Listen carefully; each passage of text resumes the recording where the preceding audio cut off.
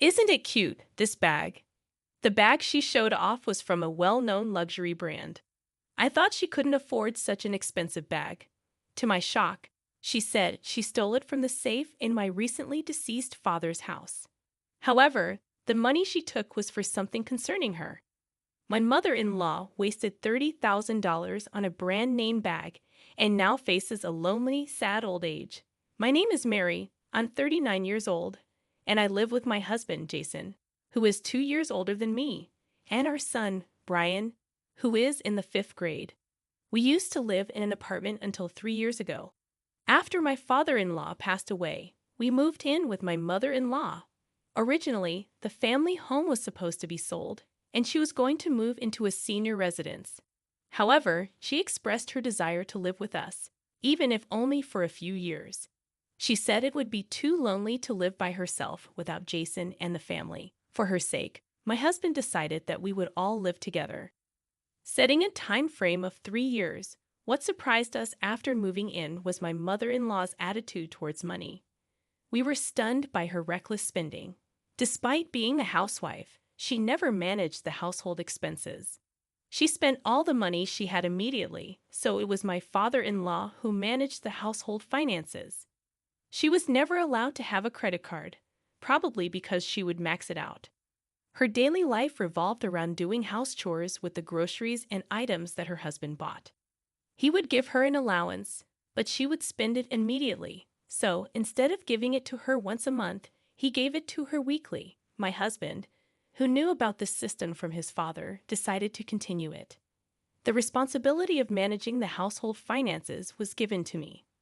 My mother-in-law, who had previously been in charge of my father-in-law's living expenses, couldn't say anything too strongly. However, now that her daughter-in-law was in charge of the living expenses, she became more aggressive. "Mary, you work part-time, right? It must be tough managing work and household chores. Let me at least do the shopping," she said. It was obvious what she was up to, so I gently declined. "No, I'll do the shopping on my way back from work. Thank you for your concern." "Oh, so you're just going to ignore my goodwill? Then I won't help with the chores at all. You handle everything," she retorted. And then she added, "By the way, I'd prefer the allowance once a month, not weekly." It was clear she would spend it all right away, so I asked, "Can I discuss this with Jason first? There is no need to bother him for such a small matter." "What do you all think of me? It's just an allowance," she snapped, not listening to me. So, I ended up changing her allowance to once a month. She wandered around every day without doing any housework.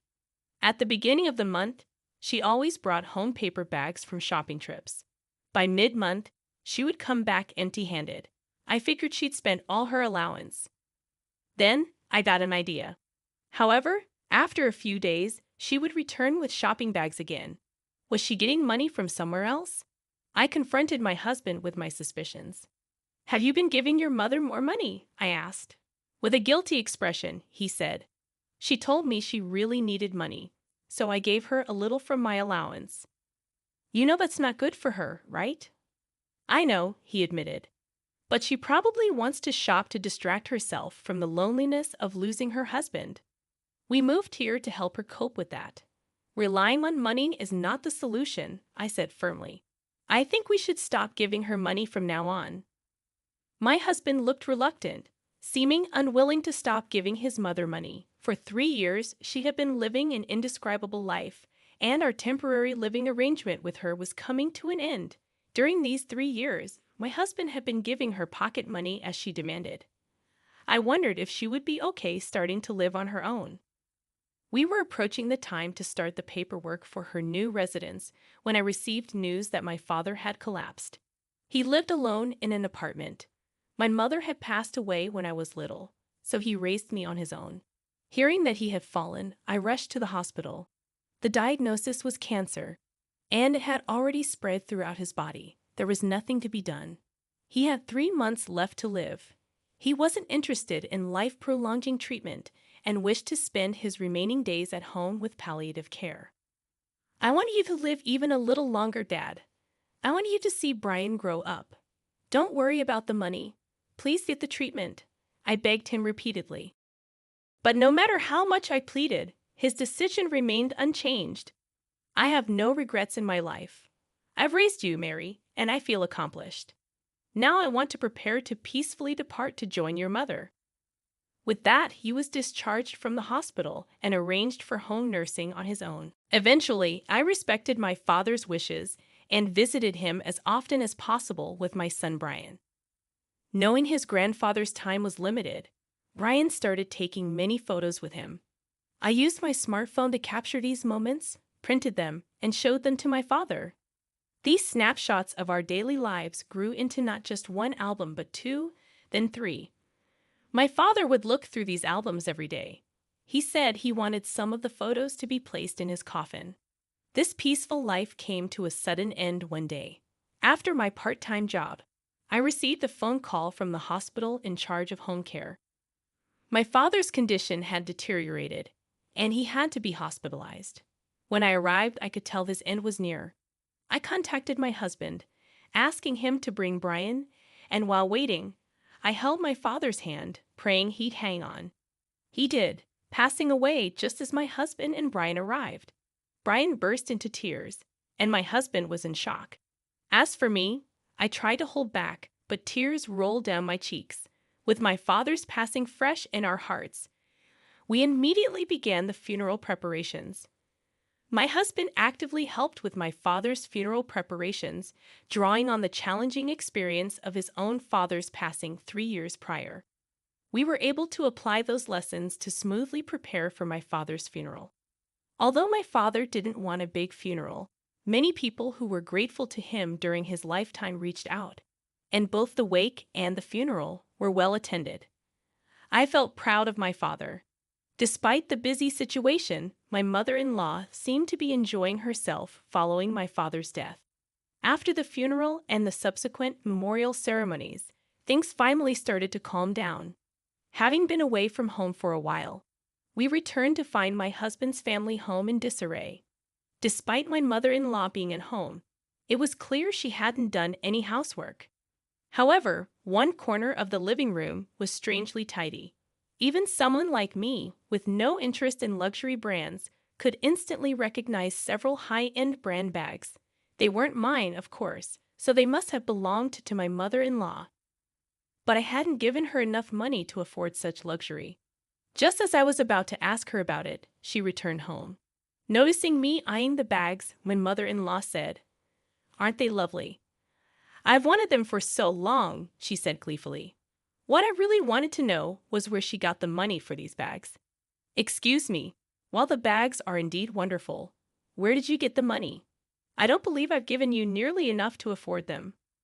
With a sly grin, she responded, "I had some unexpected income." Unexpected income. It was impossible for my mother-in-law to have such a source of income. "Please be honest, where did this unexpected income come from?" I pressed her firmly. "I found it when I went to your father's apartment. There was $30,000 in cash in a safe there. That's the money you're inheriting, right?" I thought it was okay for a mother-in-law to use her daughter-in-law's money. After all, you weren't really filial to your own father, right? So I figured I'd use $30,000 on your behalf. Did you spend all the money?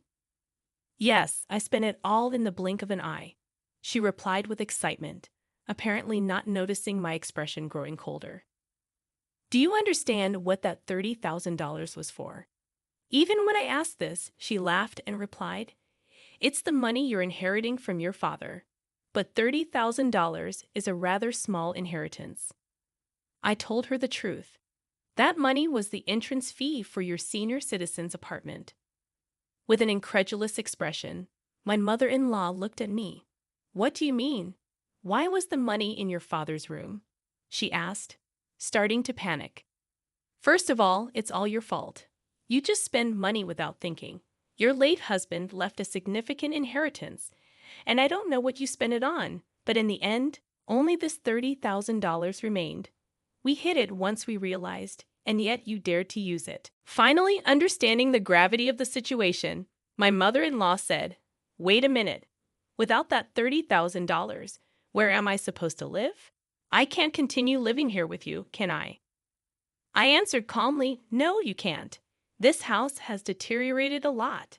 Simple renovations won't fix it." "Then what will you do with this house? Where will you and Jason live?" she asked, worried. "We will demolish this house and sell the land. This house is in Jason's name, and if he decides to do so, you have no say in it." "Then where are you two going to live?" "We've already bought our own home, so we'll be moving there." "You won't take me with you?" I was prepared for this, she pleaded. "We can't live with you anymore. You have debts, don't you? We will not help you pay them off." She looked startled, probably not expecting that I knew about her debts. "What? How do you know about my debts?" "We saw the reminders for payment, about $20,000 in total, right?" Her face grew pale. "Did you think we would repay it for you? Both Jason and I are tired of your reckless spending. We've decided to cut ties with you. We just wanted to help you move to the senior citizens' apartments. We are truly disappointed in you." As I said this, my mother-in-law collapsed to her knees. When my husband returned home, she immediately cried to him, but he already knew of her actions and offered no sympathy. Even Brian, our fifth-grade son, had distanced himself from her. Despite his age, he had been disliking her for a while and fully understood the situation. There was zero chance that Brian would side with his grandmother. Abandoned by her son and grandson, my mother-in-law had nothing left but the brand-name bags she bought for $30,000, shining brightly in the corner of the room. While we were busy preparing, our new home was completed and moving day was approaching. My mother-in-law had not yet decided where she would live. Although the date to demolish the old family home hadn't been set, it was decided that it would be torn down and sold soon. Before that, we needed to get my mother-in-law to move out, but she didn't seem to have any intention of doing so. Moreover, seeing us packing, she began packing her belongings as well. I spoke to my mother-in-law. "There's no room for you in the new house. We have no intention of living with you. Please find a place to live on your own." My mother-in-law responded arrogantly, "What do you think of me? You're saying there is no room for me? Just give me your room and take me to the new house." No matter how grandly she spoke, it wouldn't change our minds. Did you think yelling would change our feelings? Maybe you should think about your debts. You've been receiving a lot of collection notices, right? If debt collectors come to this house, we'll leave immediately. My mother-in-law always fell silent when her debt was brought up. We thought that if she sold the luxury bags she bought for $30,000, she could repay her $20,000 of debt, but she wouldn't. Her actions were mysterious. Eventually, my husband decided to rent an apartment for her. It wasn't a senior residence, but a cheap, cramped, run-down apartment. My husband moved her belongings there, forcing her to live there. "How can you make your mother live in such a place? What kind of son are you?" she exclaimed. Soon after moving in, she was reprimanded by the landlord for being too noisy. Her reckless spending didn't change. When her pension came in, she'd spent 2 months' worth in about a week. She would borrow money for living expenses, and when that ran out, borrow again. Her debt snowballed to $30,000. At this rate, she might be evicted from the apartment. To avoid her debt problems affecting us, my husband formally cut ties with her. We didn't share our new address with her and changed our phone number. I once asked my husband, "Are you okay with what happened to your mother?" He firmly replied, "Someone who thinks they can just use your inheritance and casually spend $30,000 is not a parent to me."